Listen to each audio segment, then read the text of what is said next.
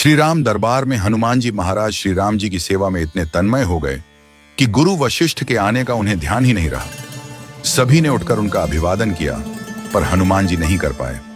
वशिष्ठ जी ने श्री राम जी से कहा, राम, गुरु का भरे दरबार में अभिवादन न करना अपमान है, इसके लिए क्या सजा होनी चाहिए?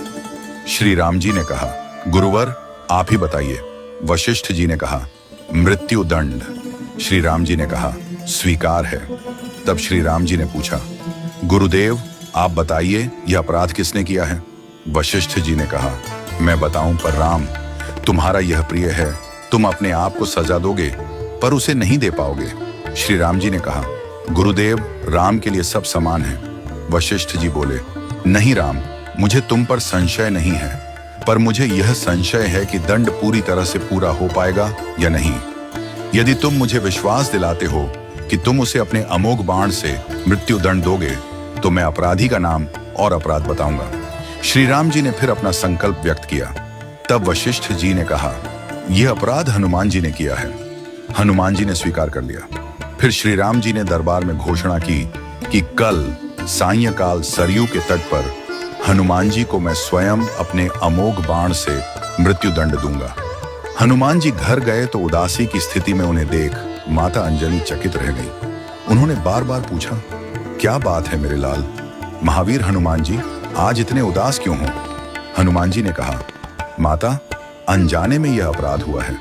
आप जानती हैं कि संपूर्ण ब्रह्मांड में मुझे कोई नहीं मार सकता, लेकिन श्री राम के अमोघ बाण से कोई भी नहीं बच सकता। माता ने कहा, हनुमान, मैंने भगवान शंकर से राम नाम मंत्र प्राप्त किया था और तुम्हें जन्म के साथ ही यह नाम घुटी में पिलाया। तुम्हारी शक्ति का कारण राम नाम ही है, जिसके प्रभाव से तुमने बचपन में सूर्य को फल समझकर मुंह में ले लिया था। वह राम नाम ही तुम्हारी रक्षा करता है, चाहे राम स्वयं ही क्यों ना हो।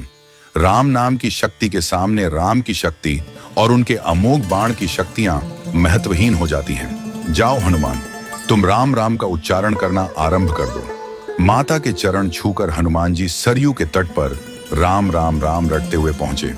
सायंकाल श्री राम जी अपने संपूर्ण दरबार के साथ सरयू तट पर आए।